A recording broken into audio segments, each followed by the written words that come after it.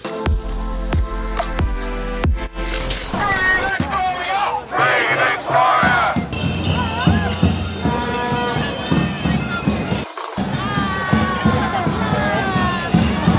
are the Free Hug Army, healing our country's divide, one simple, beautiful hug at a time. Have the courage. The courage in your soul is a better of your friends than fear. There only rises apart, destroys our beautiful country. We were named Australia the world's most livable city because of its people, not because of its weather. Heal the country. Just takes an act of courage. You will survive. One beautiful hug at a time. Platform 1, you simply rock. Got a big guy here giving the hug. Beautiful thing. You won't die, brother. You've got more zones to die from my cut on it. And your grandfather's fought for freedom and you can't even hug for freedom. Come on down, show some courage. You can do it. It's like hugging your grandmother. Join the Free Hug Army. Oh, here we go. That's how it's done. That's how it's done. Just oh, here we go. We're spreading. We're contagious. Join the Free Hug Army. One beautiful hug at a time. One beautiful hug at a time. Remember what it was like to be Australian pre-COVID. Feel our country's divide. One beautiful hug at a time. Oh, look at this. Look at the beauty of it.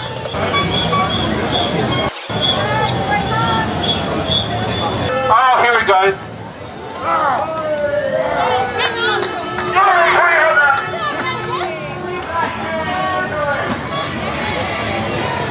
One beautiful hug at a time.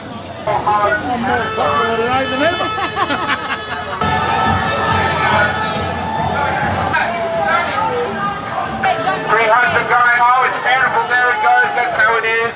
Remember what it was like to be in Australia pre-COVID. Here's a hug. There he goes. Beautiful done. Beautiful again. Okay, good evening. It's Damien's day off, and I'm just about to bring in Tracey Hargreaves. In fact, I'll just do it. Hello, Councillor Tracey Hargreaves. Hi, Michael. And just a little message to Caleb Clough. I hear you did a try to lynch Tracey today, so come on, Caleb, be nice. It's Christmas, buddy. You know, take the day off. And so we'll get into the things, but before we do, we've actually got a short video of the Ballarat March is what we'll talk about, because you went there, you naughty little thing. I know. You naughty little thing going to Freedom Rally. Extremely on a day controversial. when we were celebrating how people tried to fight. Sorry. So here's the video. This is from one of our a streamer guy who often comes with us called Platform 1. He's terrific. I think I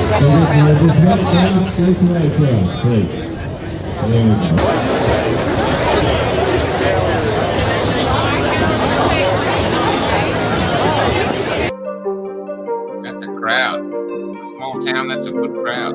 Yep.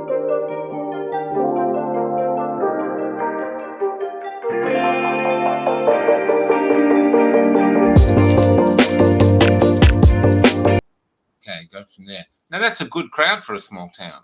Very small, conservative, very Labor town. And so, yeah. And I don't know about you, but I didn't see any violence. I missed the car burning and all the looting. I didn't see that. Yeah, and I must have missed the Nazis and the extremists and all the violence as well, because all I saw was, passionate, spirited people for sure, but united in a cause that they all felt passionate about. I literally just made the tail end of it. So I jumped in around Bakery Hill with my 9-year-old son with me, and we sort of stood back and watched from a block away just to make sure he was comfortable more than anything, because there's no way I'd take my child to somewhere that I was fearful for him getting anxious or anything like that. But we checked it out from a little bit of a distance, and then walked a block or two, and then we hung out at the skate park afterwards. And look, I put this in a Facebook post because after I was photographed and tried to be publicly shamed for even, daring to attend a part of the rally, we've seen for weeks and weeks and weeks on end the protests in Melbourne. We're watching from Ballarat, and I know a lot of people who went to the Melbourne marches before the one in Ballarat, and every single media outlet, except for the independent ones, was painting this picture, weren't they, of the far-right extremists and the violence and the this, that, and the other, and how dare they.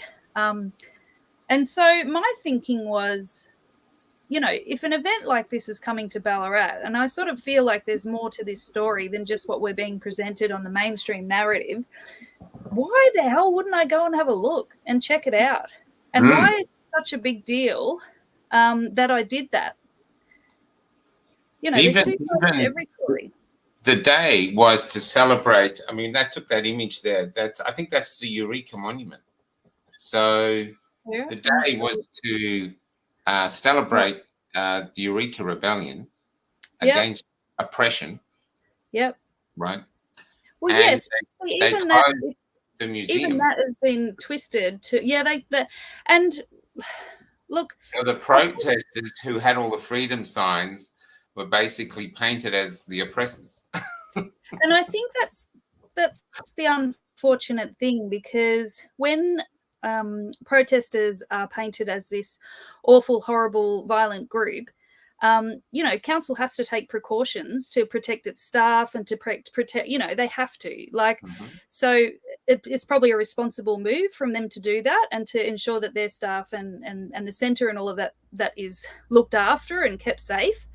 But yeah, I think, and that's fine. If people don't feel comfortable to go and don't want to be around it, it's their right not to. But on the same token, the right to protest is a really fundamental human right. And I think, this protest, maybe people don't agree or don't actually understand or even know what people are protesting. And there are so many different facets of things going on in there that it's maybe a little bit muddled. Some people are maybe, anti-mandates. Some people are maybe anti-lockdown, like whatever. There's a whole mixed bag going on there. Well, there's three at the moment. There's the anti-vaccine passports, anti-mandates, and they want far more discussion before they start inoculating their young children 5 to 11. They really want to discuss about that, and they want to see more research, and they want to see that. And so they're the three main things, They haven't clarified it yet at the marches, but they're the three. I think I can't remember if we were still fighting the bill in that mandate. We didn't want the bill in. But I think the bill might have passed by the time it came to I think it Ballarat. was, One more thing I should mention too, Michael, before we do go any further, is that I am definitely not a representative of council. I'm a councillor, but any views that I share, any opinions, any feedback that I've had to me is I can't speak on behalf of the organisation itself. I can definitely, talk as a councillor, but that doesn't mean the City of Ballarat is behind everything that I say, if that makes sense. But and I just have to clarify that on behalf of amateur media reporting, I can speak for Caleb Clough, and I'm a wanker. So let's move on. Your words, not mine. But look, the point I was going to make before is that, you may not agree with whatever about the protests, but it shouldn't be controversial that other people are allowed to attend these things, and other people are allowed to stand up for what they feel are valid reasons and really important. And I don't know why this is different from, say, a Black Lives Matter or an environmental protest, or, plenty of people don't have a problem with those, but this has definitely struck a chord with people. I think there's other things we had for, say, marriage equality. We had lots of marches for marriage equality. It was a big fight. It was a big community fight. There was a lot of nastiness getting around from both sides. The religious people really didn't want it, and and everybody had a say. We were allowed to discuss it. I remember discussing with even though my parents in Perth, you're discussing it over the phone. They thought differently. I was pro marriage equality. They were against it, but we didn't destroy our family structure and anything like that. We just had a good, robust debate, and we didn't destroy this. And then we voted for it. But now we have all these incredibly huge changes coming in, people's lives being destroyed, and there's no plebiscite. We're just told what to do, And so I think a lot of people have issue with that. I think also part of the problem with this is that we've been fed this "we're all in this together," message of kindness from the very start. But I don't feel like that's been true for quite some time, that we're all in this together, because there are large sections of society who haven't been that badly affected. Like, they may have just had to work from home. They never missed a payday. Maybe they didn't have kids, so homeschooling wasn't a thing. Like, there's a lot of factors that come into play into how we've all experienced this last 2 years, person to person. And there's obviously a major issue with how a lot of people have experienced it. Otherwise, there wouldn't be hundreds of thousands of people on the streets in Melbourne. And there wouldn't be, when I was at the rally in Ballarat, I just remember thinking, this is probably the biggest event like that, really, that Ballarat has seen in my lifetime. I mean, I'm not sure exactly, but I can't remember anything as big and as passionate as that, and that everyone can relate to on some level, whether they agree with it or not. And the organizer was a Ballarat local. I mean, there was a young woman who's a Ballarat local. She's standing up for her free rights and her right to free speech in a country that's supposed to be basically celebrated on a day. It's all about fighting for freedom. And so there's a lot of hypocrisy, and it seems to be a lot of the media seem to be. Well, I think this is why so many independent medias are rising, is because instead of searching for the story, the mainstream media just seems to be telling a story, and we just have to believe it, And so people aren't believing it. Even like you're talking about Eureka Day, the two sides of the different camp are both using Eureka Day to like as a means to explain why it's appropriate or not appropriate. So people like the organizers were like, Eureka Day was all about the miners standing up for their rights and standing up to government and injustice and this sort of thing. And people on the other side that I've noticed are saying it's completely disrespectful and like awful to use Eureka Day and the flag in any way connected to your message now. So there's a narrative going on. And I think it's one of those things, we all have our own confirmation bias as to which side we align with, but there's two sides, but there's also a whole bunch of people in the middle, that we're all being sort of forced into the same, I don't know, like agree with us or else, it feels like. And that's where protests are the people's only way, really, to finally be able to come together and to be able to show, that they're not happy with what's going on. And it's really important. I think that's why the first protest happened in Melbourne. I didn't start going to the first ones, but that's like Topher and a lot of the other indies went, was because there was no other way to have a voice. There was questions arising. And if you people said, I'll do it on social media, and we were going, well, we do, it gets taken down. And you get banned. So you couldn't speak on social media. You couldn't meet up with friends to talk about friends. The newspaper weren't telling our side of the story. The ABC was blocking comments. If you did a comment they didn't like, they actually blocked you. So you had no voice. And so the last thing left to us to have a voice was to come to the streets and protest. And I'm sorry, but that's what the guys at Eureka did. They weren't having any voice. They weren't having any say. And that's why that flag, what it symbolizes for people all over Australia, and everywhere I've been in Australia, I see that flag. And most of the people now probably wouldn't have any idea where the flag came from. But what they know that flag is it's a symbol of freedom. Yeah. It's the symbol of fighting for freedom. That's what it's a symbol of. And you know, workers' rights and stuff like that, that's what it's a symbol of. And it's born from blood. Those guys were killed from it, and the flag's holy. And we're fighting for our freedom to be heard and have our point of view heard and discussed in a free country.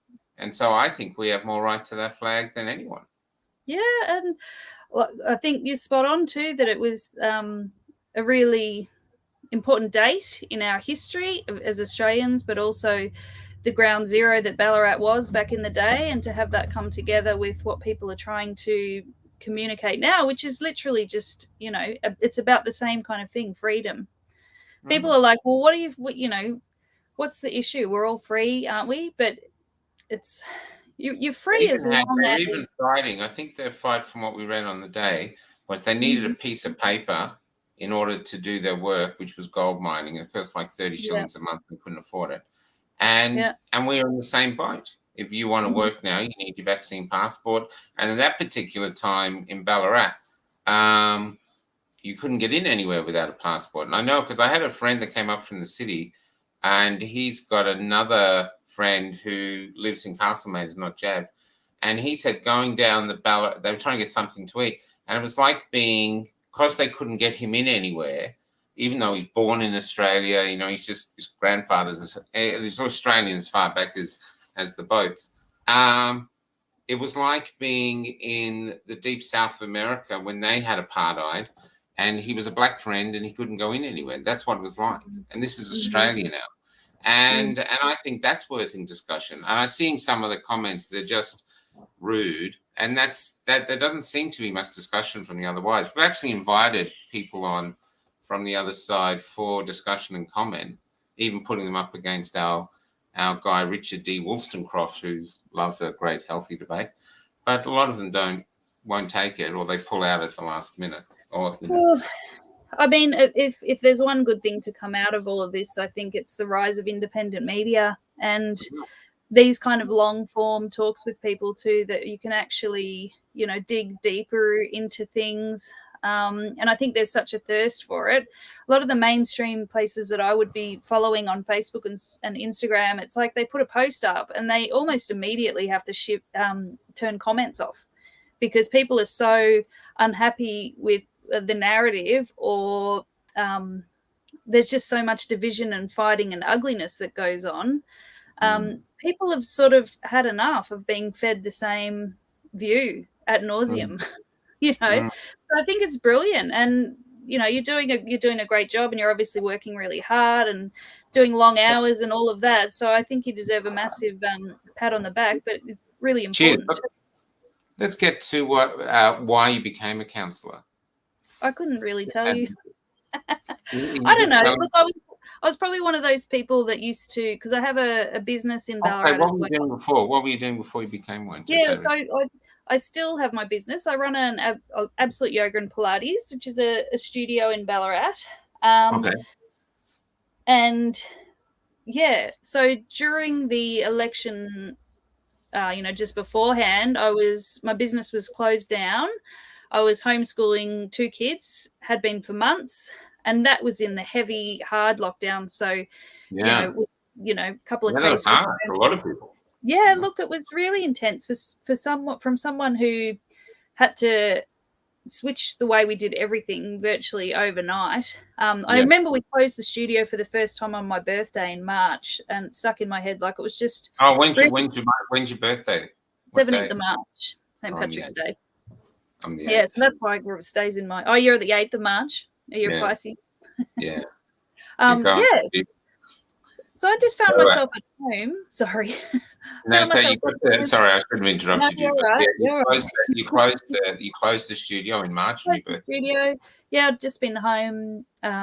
Doing everything from home. We tried to, I was working twice as hard as I ever had on the business just to keep it going, because we flicked onto live streaming and having the kids on top. My husband was working from home a bit, but anyway, I don't know, the election was just there, and I had been one of those people who was really critical of critical of council, I guess. And I just decided, I didn't actually think I'd get in either. That was part of it. I was just like, I'll give it a go. Why not, sort of thing, and got on. Yeah.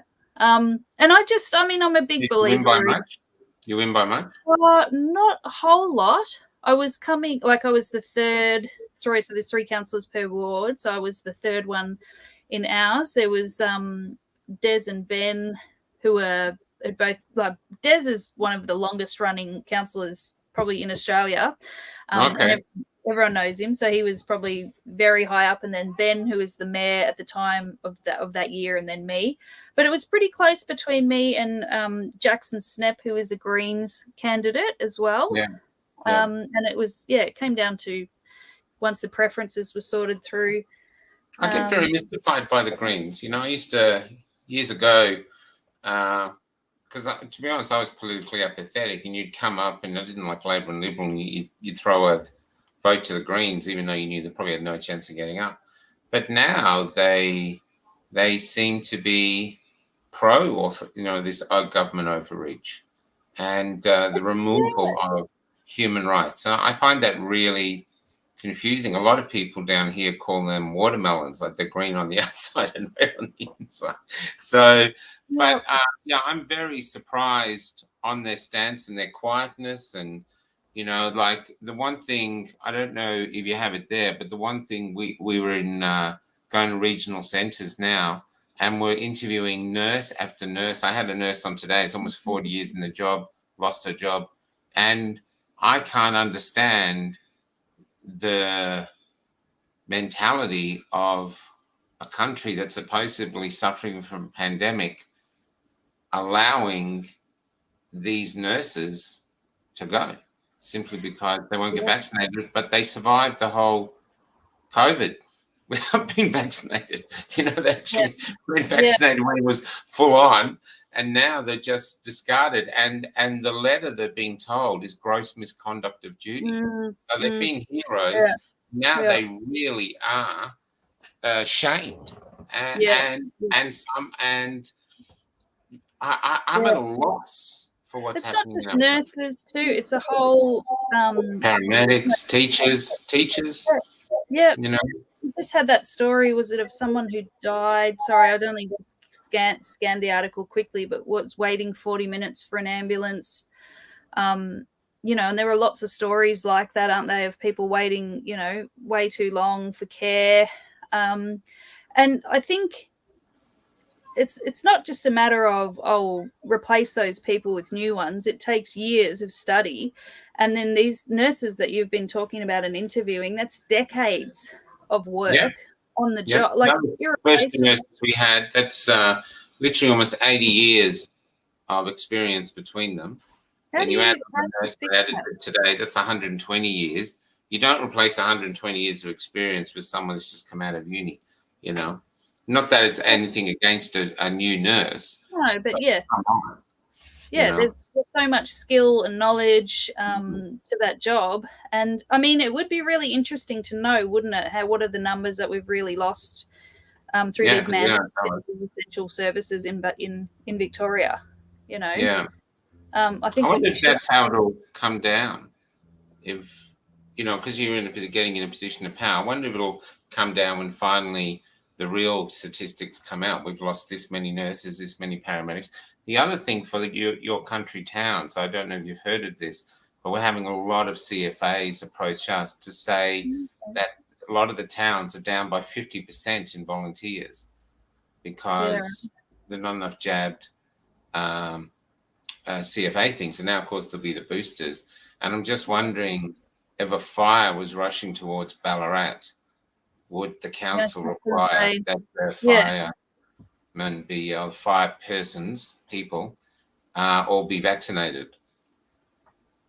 I don't know, but it's a crazy circumstance we find ourselves in. If you can throw people away out of such important jobs, then what do you do in a real emergency? I think we're going to find out, unfortunately, the hard way. And how do you go when you're in council? What's it like? As a novice, because I wouldn't know anything about it. So you come in, and you thought you thought you'd have a crack, and you win, and so obviously you're popular, and you got some nous. You must have some nous to get in there, and then you go into this completely new world. What's it like? Are they welcoming? Is it like a net? It's I mean, I've only been on for 1 year, and it's a massive learning curve. And council's not just about one thing that you're passionate about like for me, it was small business running in the city. That's what I was kind of into, and I ran off the back of that really in my campaign, I guess. And but once you're in, it's like such a broad range of things that you have to learn and vote on. And it's not just roads, rates and rubbish. It's just it's massive. There's 1,000 people that work at the City of Ballarat, and the roles that they do are so diverse. So it's a massive learning curve.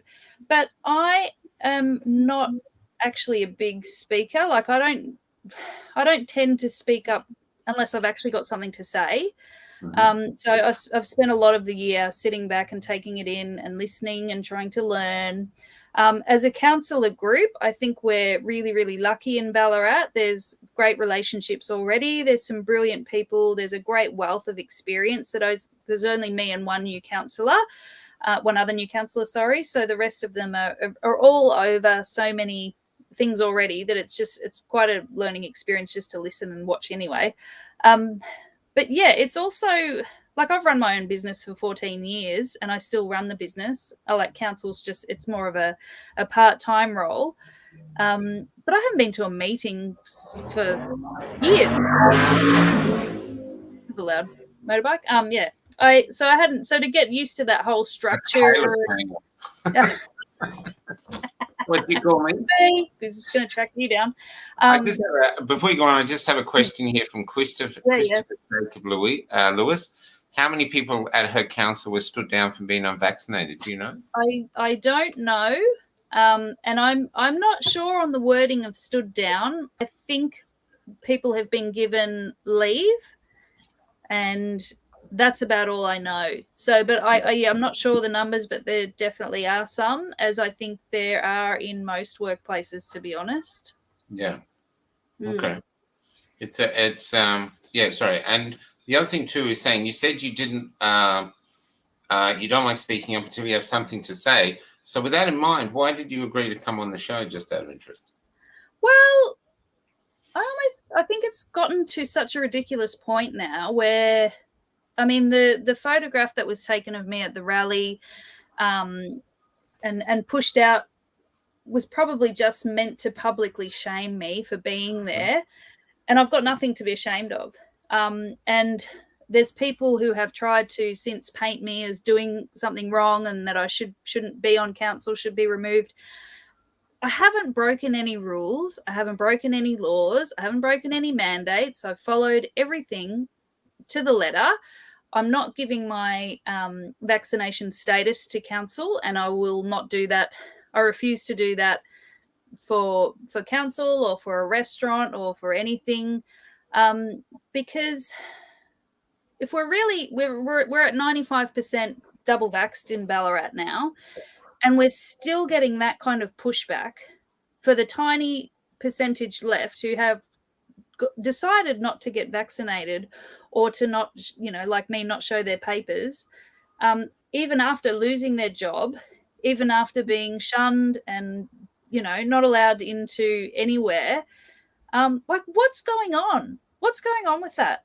I feel like it's ridiculous to still be trying to push so hard on a tiny percentage of people. And it's actually like, and I've said this on my Facebook page, if we're at 95%, so only 5% left have made it to that point, they're that steadfast in that they don't want to get vaccinated or whatever. There's probably double or 3 times that in people that didn't want to do it, but had to keep their job, didn't want to do it, but have to, for whatever reason. They deserve representation too. It's not just about being voted onto council to be representing what's popular and what's, morally accepted by the masses. I don't work for council. I work for the people who voted me in and the ones that didn't as well. Not just the ones in my little corner, but the whole And there are people who are hurting. There are people who've lost their livelihoods. There are people whose mental health is absolutely hammered from this. I don't know. I kind of just feel like if not now, then when? And it's also tricky to speak up through council because these are not council mandates. These are state mandates. Yeah. Whatever I say isn't going to change that, you know? Yeah. And also, this Christmas is going to be one of the toughest Christmases we've ever had because I'm just meeting so many people who have been ostracized by their family. Their families are saying you can't turn up, you know?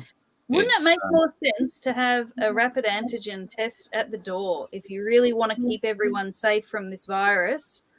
We know that vaccinated and unvaccinated can catch, spread, and you know, like is that what's the real problem? I like this one. I like you. Let's talk about that for a second because you have to wonder, do you think now it's almost like status? It's to be compliant more than for the health. Because as you said, only 5% are unvaccinated. So they can't be of any danger to the other ones who are all double vaccinated. They 5% is not enough of them, even if they all got sick, to probably fill Melbourne's hospitals. So there's no danger of overriding the health system. A lot of them, I know, have probably already had it because I'm in the freedom movement, and I know about two or 3 months ago, I literally knew 2 people who had it. Now I know about 50 who've had it. Who've had COVID. Yeah. And I know 2 that had a brief stay in hospital where they popped in. One was kicked out, but I think it's because he's a bit too loud. And but the rest all just got through it at home themselves to varying degrees, and now they're all there. So it's becoming really, really common that it's spread through us. None of us believe that the illness is dangerous enough to destroy our entire culture, our entire way of life, and all the economic ruin, and leave all this economic hardship to the children who are coming after us to pay it back. So, but the government sees it differently, of course. But But do you think now, though, that they're still driving it forward, and now they're building a factory, and they're kind of, they're talking about vaccinating us every 3 months, that this is now about health, or is it about basically setting up there's a compliant part of the community and they're the good people, and then there's these larrikins, or who used to be called larrikins, now they're called anti-vaxxers, and they're the persecuted ones. So do you think it's more about status than health, or what's your thoughts? Because I'm very confused. I don't understand it at all, even though I'm in the thick of it. Yeah. Look, I think there's a lot going on. I think, look, it's hard to. That's a massive thing that you've just put out, but I can't help but come back to it. Like I believe it is about health, but it's also very myopic, just around COVID health. So if we wanted to really help, if we really wanted to help people build their immunity, and God forbid they catch COVID, deal with it as well as their body possibly could. Why has there been no public education around vitamin D, vitamin C, zinc, moving your body, stressing less? There are so many things besides vaccines that may be more acceptable to people who don't want to get vaccinated, or perhaps don't want to get their 3rd shot or their 4th shot. Right. And so the health question, I'm sure, we've got the message about COVID, that it's scary virus and all of that. But I think that we could be doing a lot more to also focus on lessening the hospitalizations before they even get to that point. Because my experience and what I've heard and seen is that people who test positive for COVID are just pretty much told to go home, isolate, maybe take some Nurofen, and we'll just wait and see if you're bad enough to need to get transferred to hospital. That's correct. So other countries are having much more success that than we are, but it's like Australia's, it's as if we're not connected and we can't look on the internet and see what's happening in other countries and how they're dealing with it. And so there's and there's also, if we really want to talk about health, what about all the other domino effects that, not having elective surgeries and not being able to see your doctor and all these other things that have just been put off until later and later and later. And well, now is later. Like we're in this No, yeah. And that's true. There's, I interviewed someone in Bendigo. They're not allowed to see their doctor, even though they have a few things that the doctor won't even come outside because they say it's too hot. So I think they've got to come to Melbourne. I'm not sure. So there's issues with seeing a doctor. In fact, now it's quite scary, I think, for people who are, and now it's not only, well, the issue isn't now if you're unvaxxed, because tomorrow our Prime Minister is going to, I think they're talking about making it, unless you've got 3, you're not fully vaxxed. So basically a double dose person might not be able to, I just wonder if they get into the hospital or work, or are we going to go through that again? Is it going to be like, okay, you could lose your job again? Is this how we're going to be in constant turmoil going? Yeah. Is it going to be a matter of you have to maintain your status, to maintain your employment, to maintain your access to, So freedom is the status that you earn 3 monthly. Yeah. Look, the other big thing about health is why, and the media has got such a lot to answer for in this department, is vaccine injuries, because we know they exist. I actually asked for a briefing to council on some of the issues around the mandatory vaccination, and we had a lawyer speak. And I mean, Australia's got, I think it's going to be a federally run no fault compensation for vaccine injuries. So it's, depending on how bad the injury itself is, I think it's up to $20,000 you can get. I don't think I could be wrong. This was a little while ago, but I don't know. It wasn't really off the ground. But what that says to us is, it's not an if they exist. It's an admission that yes, people will be injured. People are injured. So, I think Medicare now has a myocarditis button on its form. When you apply, that's what everyone's been talking about. And I've had stories from nurses saying a lot of young men are coming into the hospital on an average 4 or 5 a night sometimes with heart issues. And some saying that it could be anxiety, it could be, but I don't understand, since these are our young people who are our most precious commodity. That's it. They're the most precious thing. Why we can't even discuss it? Yeah. Why can't we discuss it and say, okay, we've got these injuries, let's do a balance. You know what I mean? We've had this many people die of COVID. We've got this many injuries. They're saying things like myocarditis is a mild thing. We've had doctors on this show saying, no, it's the equivalent of a heart attack. It's really severe. The nurses all said it was severe. We had another doctor on who said he hardly ever saw myocarditis, ever. And now it's everywhere. It's really, really common. There's people who've had reactions to their first shot and ended up in hospital, like maybe just for 12 hours or whatever. But that's not enough to get an exemption from getting the second one, or I'm sure the third, or wherever we go with this. So, where does the health of those people get accounted for? I can't understand. These are things we talk about, and people call us radical. But nothing that I'm saying here. And to show you radical, I mean, so Ballarat, basically, you shut the Eureka Museum, you shut most of the town, is the story we heard. And simply because you had all these aggressive, far-right extremist protesters coming. So we took some images of them. These are a group of 3 Christian brothers from India. This is obviously a man. I don't know if he's a Ballarat. He's obviously worried about his children. Yeah.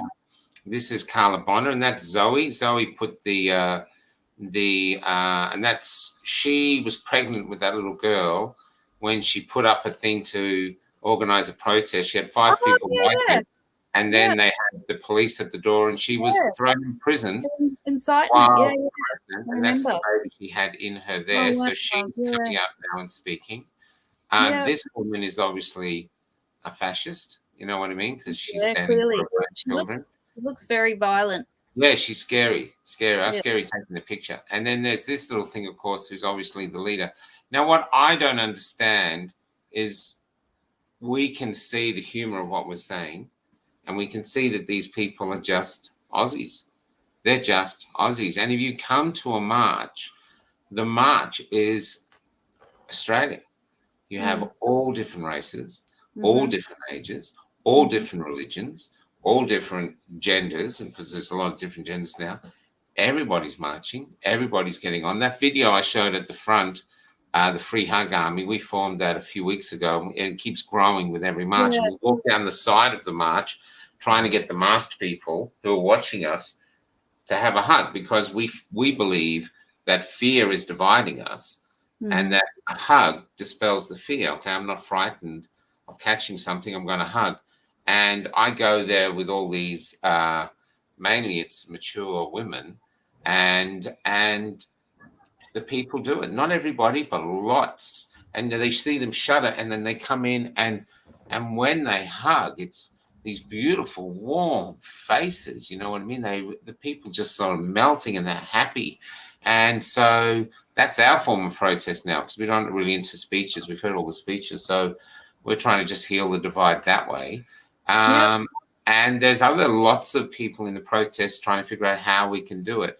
And all we really want to do is, we're not sure we can go back to what we had, but we're not sure that we want to have a society where we're all divided, we're all dobbing each other in constantly.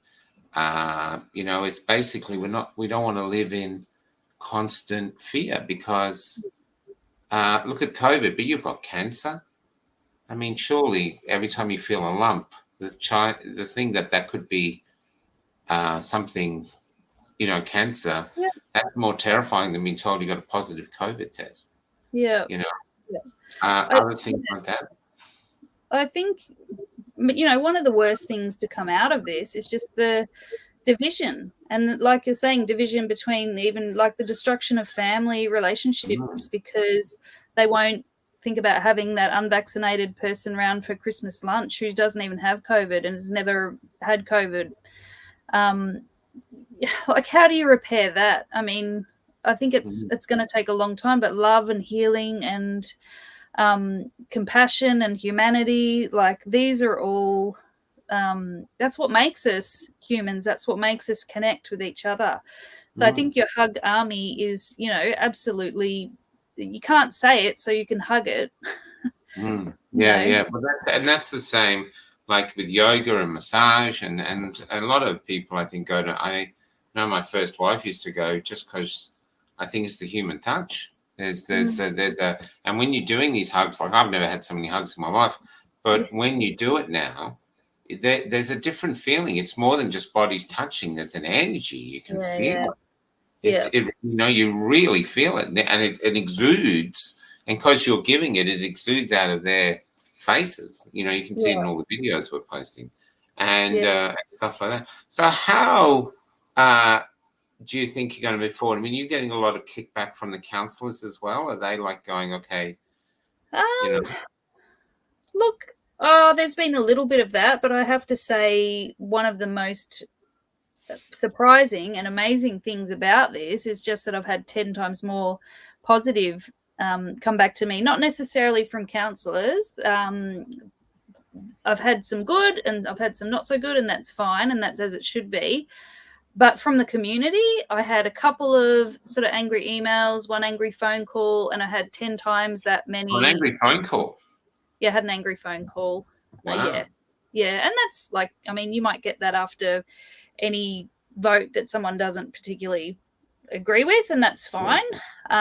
You take it on the chin, but I've literally had 10 times as many emails, voice messages, phone calls, everything. And it's funny too, because I had the same experience through my business. So I don't know if you remember when we were coming out of restrictions that last time, there were a lot of rule changes that happened close together. So running a yoga and Pilates studio, and we're the same as gyms or physical recreation. Yeah. Initially, we could have 10 people per class, and the vaccines weren't really as rolled out as they are now. But we could have 10 people per class, and then that went up to 20, but 10 if unvaccinated or vaccine status unknown. And so in that little phase there was a little window where I was like, what are we going to do? We've got to start asking for vaccine proof, or we've got to cap it at 10 people, which isn't particularly financially viable. Like, you're barely paying the teacher for the class at 10 people, which is fine. We did that, it is what it is. But I had a little point there where I think most businesses were probably going, and cafes and stuff would have been the same. You can have this 10 people unvaccinated and bigger caps if everyone shows it. That was before it was mandatory for everyone everywhere. Yeah. And so I sent out an email saying, right, what we're going to do, people, is run some classes open to all, where we're not asking for your vaccine status at all. And then we're going to have classes of 20 where it's all vaccinated people. And that was a moment for me that was like, oh God, I don't know how this is going to go. Because they obviously just want all businesses to do what they want them to do,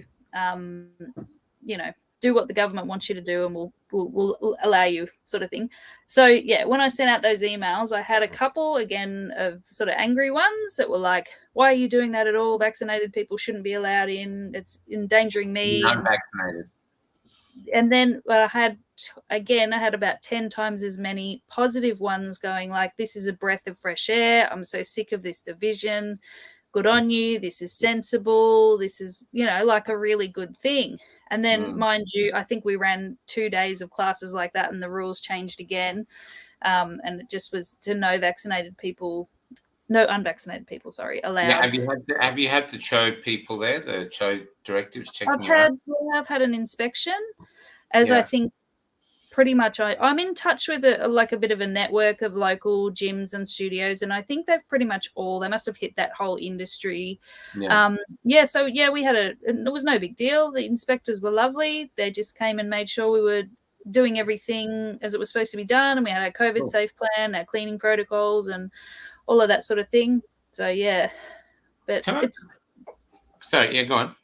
Oh no, it's just I think it's a bit of an accepted narrative that everyone wants things a certain way, when I don't actually think that's the truth. I think there's a lot more people that maybe are in that middle ground that are happy to get their 2 and their 3 jabs, but they're not okay with a lot of other stuff that's going on. Yeah. I think, well, it seems to me when it first happened, a lot of people, pragmatic people, thought, okay, I've had a ton of vaccinations. You want to give me another vaccination and then we'll go back to normal?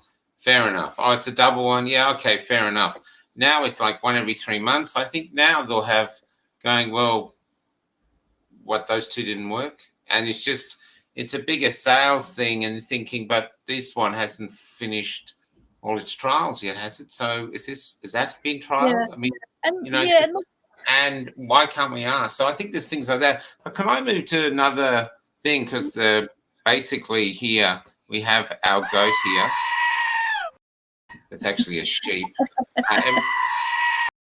That comes out to try and keep us on air. But there's the other interesting thing that I'd like to ask is about how you view life, because at the moment I saw a woman. I heard about a woman when we went to Warrnambool. Basically, she lives on a massive property by herself. Her front garden could be a park in other people's places. And so there's no neighbors nearby her. She's just got the highway running by. There's no footpath. There's no one can come near her at all. And she's riding her ride-along mower with a face mask. So unless the lawnmower gives her COVID, I don't know how she's going to catch it. But there's a great amount of fear in the community. And I'm wondering about your views on what is life. Is it like, in your DNA, you have the ability to live to 86 years old as long as you live frightened of everything that can kill you and stay safe? Or do you just live and hope for the best and try to get great quality out of it? What are your views on that? Look, I mean, I am just pro-choice. Like, if people want to ride their lawnmower with a mask on, and get jabbed every 3 months, like, I'm fine with that. If that's your, I am too, to be honest. you know what I I mean? find it funny, but I'm interested more that Yeah. she's now living in that amount of fear that's sort of irrational, and it's not so much to put it down, but that fear is in the community. Yeah. And I'm just wondering whether philosophically we had the conversation about what is life. Yeah. Is it quantity And look, or quality? for some people, that mask or that extra, the second or third jab might be what makes them feel safe. And so for them, no, yeah, but if that's what you need to live your life, to feel safe, to feel like you're doing the right thing, like, have at it, right? But my pro-choice is not anti-vaccine, so it doesn't bother me. If you want to get vaccinated, if you want to get your whole family vaccinated, yep, cool. But the thing is choice. And it feels a little bit to me like we've lost informed consent, and it feels a little bit like we're almost not owning our own bodies anymore. And that's, for me, life is actually being able to determine your own choices, to make your own life choices, to live in alignment with what you know to be right and true for yourself. And and that looks different for all of us. So this is why trying to push everyone down the same path, regardless of pre-existing health or beliefs or any of that stuff, just feels completely wrong. And so, like, coming back to just being a counselor again, like, I'm one of 9. Like, it's okay to be the one who's saying something a little bit different. Do we want everyone to be exactly the same? We can't be. You want that on a council. Surely you'd want alternative voices. That's isn't that the whole idea of a council? Otherwise, you just have one councillor. You'd have a mayor. You wouldn't need the rest.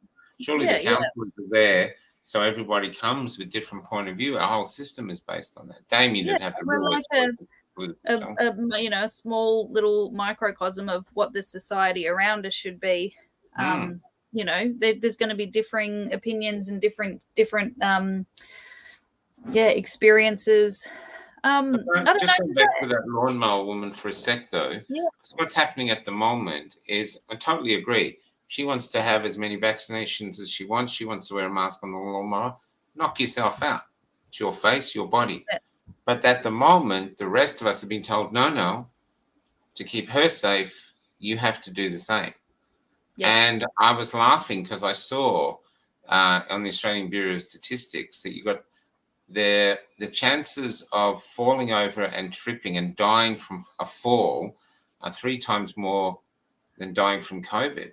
So maybe in order to keep us all safe, we should all start walking on our hands and knees. In fact, because, if we were at that rally, if one of us had fallen over, like dominoes, those dominoes, we could have all fallen. It could have been mass carnage. We didn't know how dangerous we were living. So, but if we'd all been on all fours, we would have been easier for the police to manage, and then we'd never fall down, and we'd all live much longer happy. Look, and while you're at it, I think sounds crazy, but that's how crazy it is. And the statistics are dying from a fall is 3 times more likely than dying from. Well, I read somewhere, I'll probably get the number wrong, but and I'm sure someone will shame me for getting this wrong tomorrow. But something like 6,000 people a year die from alcohol consumption. So wouldn't it make sense to ban alcohol in all forms and stop selling it and stop producing it and stop drinking it? And I mean, instead of keeping them open all through the whole pandemic. Yeah. that was to keep us all healthy and safe. Yeah. Yeah.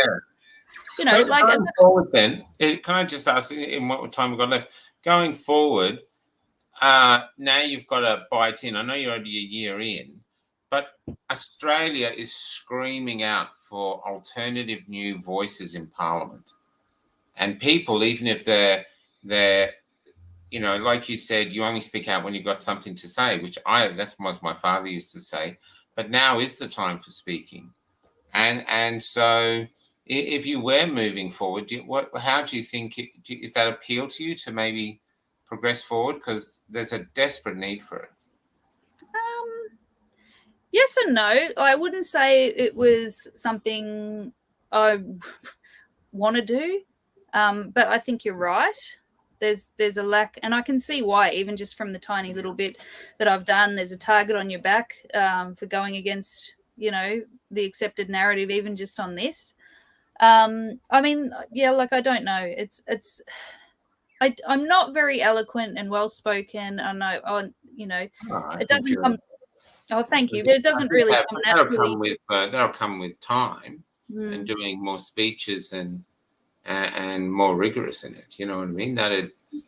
You know, and I listen to all the Senate speeches. You know, they're not exactly well spoken. You know, Andy Zemek, is it Zemek? I mean, he's an nincompoop. I mean, his speech was long, and he's good. And I mean, the one thing about politics and all of this, we've never paid such close attention. Like, most people before name a handful of politicians, you know, because they weren't in our lives, they weren't in our faces. And I think there's a lot of ego in politics, and there's a lot of you know, showboating and like just like, I don't know, when you see the effect that has when it trickles down to people's lives, it's really sickening. So I think you're right. There is a real lack of kind of good people with good leadership, with the right kind of you know, ethics and values in mind. But yeah, where that lies in relation to me, I don't know. Well, it all come down to the people voting for you, of course. And I know there's a big, and Damien would say there'd be a big machine behind you to get you in.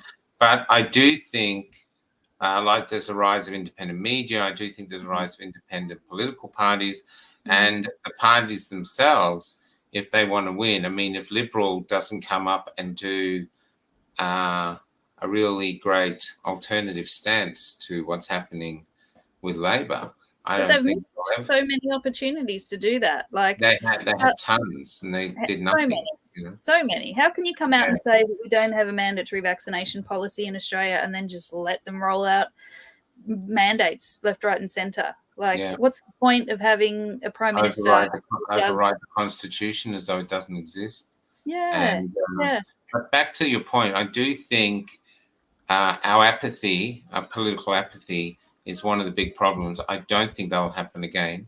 You know, people actually now know who the premiers are in different states. I've never known that before. Usually they don't know the premier in their own state. Hello. How are you?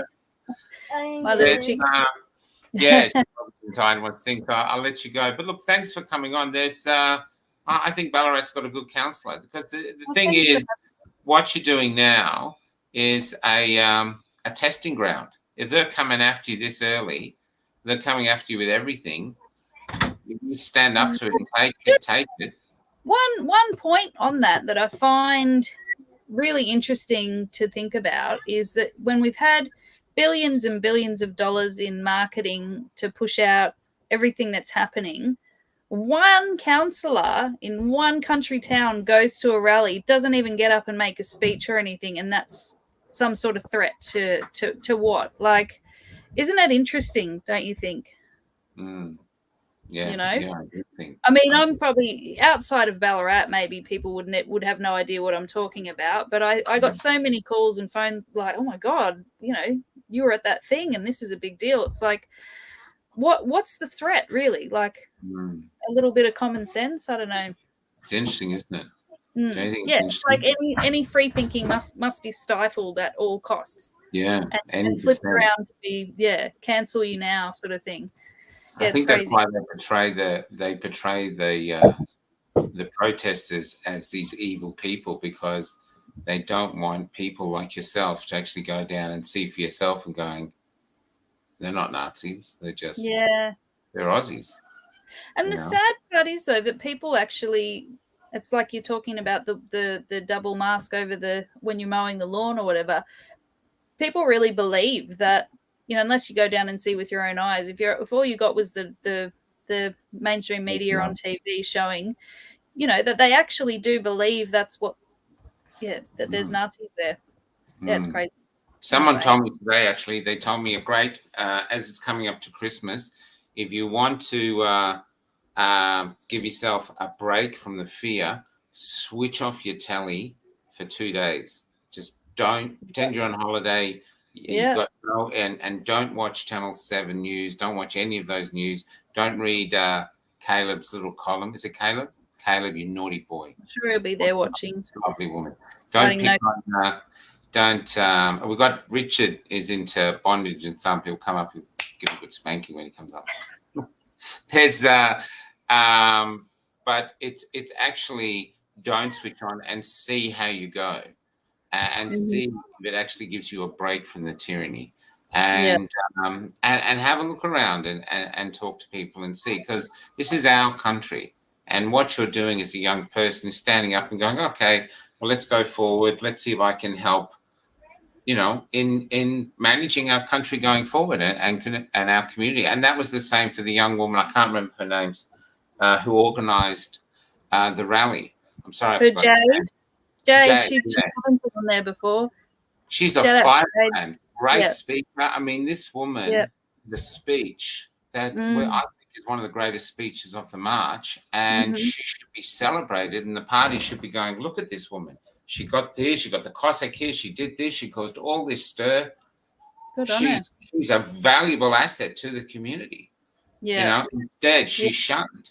And so this is all crazy at the moment, where to me, she's a Ballarat. Like the disconnect is where you have a beautiful, intelligent, articulate, powerful young woman like that. Rather than listen and take in anything that she's saying, there's just a blanket cancel. Don't look in this direction. Go back to, and it just played out so strongly like that in the Ballarat rally. Yeah. Actually, I'll just see, just before you go, just keep now. So you're on holiday. Do you know when you're back next in Ballarat, next in the council? We're not back in a public meeting until February now. Oh, okay. Yeah. I'm just trying to see if we end. I don't know. I thought I had her speech here. It would have been fun to end with her speech, because it was such a great speech.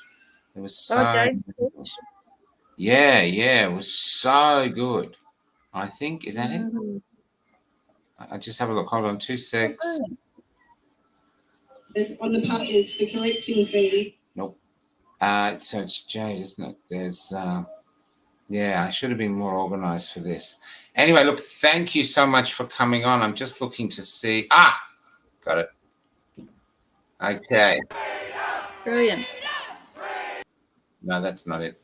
There's I'll just stay with me 2 secs, because it is such an incredible speech. I got you there. No, that was the end of it. It was actually the start of it. And it was just so moving and so articulate and so from the heart. It was just joyous. But I can't see it here. Yeah, I've done a thing. Anyway, look, sorry to keep you going. I'll get back to your holiday. Thank you very much for coming on. I hope you have a great Christmas and a happy New Year. And I think you got a big fight on your hands next year, but I reckon you'll be up for it. And I'm going to end with a rapper called Kane, who was at one of the last rallies, and people said he was the highlight of the rally. So I'm going to go out with that. So hopefully I'll meet you at some time. And nice to meet you. And keep up the good work. Thank you for having me. I really appreciate it. Yeah, no worries. Well, look, now Ballarat can see for themselves how how horrendous you are as a human being. You know, you naughty thing. You know. I know. How dare you think for yourself? You know. I know. I'm sure I'll be chastised violently for it later. Yeah, well, we don't edit this show. We don't think so. Yeah, yeah. Here it is. Okay, so this is the rapper Kane. Sorry, I can't find. So this girl here. If you want to see the speech, it's actually on the page. Scroll down. Sure. I probably shouldn't have done the hand thing, but anyway, there's. If you go down, it's an amazing speech. I'll go and have a look. She is an absolute asset. I'll see if I can find her. She's an absolute asset to your community. Brilliant. And she should be seen that way. So yeah. Anyway, take care. Hey, how are you? See ya. Bye. Bye. All right. Next up, another musical performance. Please put your hand together for rapper Kane. The whole thing needs to be shut down. That said, this is a song I wrote the other week. I want you to help me with the chorus. When I say rise up, you say shut it down. Ready? Rise up. Rise up. Right, get ready for the chorus. Yeah.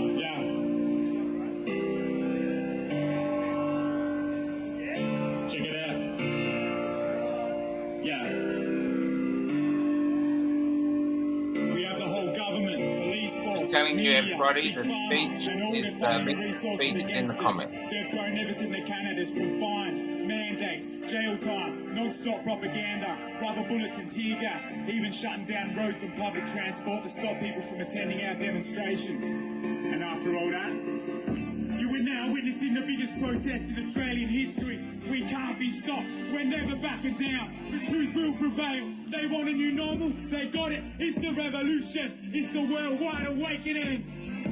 The time is now. Rise up, shut it down. True seeking, lights come out. Rise up, shut it down. Yeah. The time is now. Rise up, shut it down. True seeking, lights come out. Rise up, shut it down. Yeah. It's more than a needle. This war on the people, this is about what's right, not what's legal. This war deep, this war good and evil. Never team here, behold, do right, not what we told, like St. Nick. I don't mean stand up for the saints, we revolt down with the system. Now that be the quest. Yes, that's all for the best. I stand next with you, gymnastics, take out a common threat. Stop the elite, hand on my chest. Only time they'll be getting arrest. Cause they keep taking more, giving us less. Congress ain't for our best interest. True colours shown us, attacked with learners. Corona's the front and we know this. Someone stop to the whole world know this. Yeah, we will win this. Mark my words, read my lips. Do for the soul, do for the kids, do for a roll that is. Yeah, the time is now. Rise up, shut it down. Begin, lights come out. Rise up, shut it down. Yeah, the time is now. Rise up. Truth again, lights come out. Rise up. Yeah, the time is now. Rise up. Truth again, lights come out. Rise up. Yeah, the time is now. Rise up. Truth again, lights come out. Rise up. Yeah, they declare warfare, but we're prepared, we're not scared. Parliament stairs, half through there, calm that down now if you dare. You can't be stopped, never backing down on God. No jab, no job, hot, no prop. We put in work, now got one shot, let's take it. It's time for a change, not for the shit. I'm in the way, they want the kids, fight for the take. All you guys to say, let's go, let's stand. Take back the land, answer the God, don't answer the man. No second guesses, no second chance. Don't be mistaken, the world in your hand. Stand up for the leaders. It's hard, but we need ya. If you need a lot, too tough from the TV, government funded underachiever. Make your side clear, don't sell out, but buying the fear. New world order, they're trying to end you. The rest of the world rely on a cheer. The time is now. Rise up, shut it down. Truth again, lights come out. Rise up. Yeah, the time is now. Rise up. Truth again, lights come out. Rise up. Yeah, the time is now. Rise up. Truth again, lights come out. Rise up. Yeah, the time is now. Rise up. Truth again, lights come out. Rise up. Shut it down.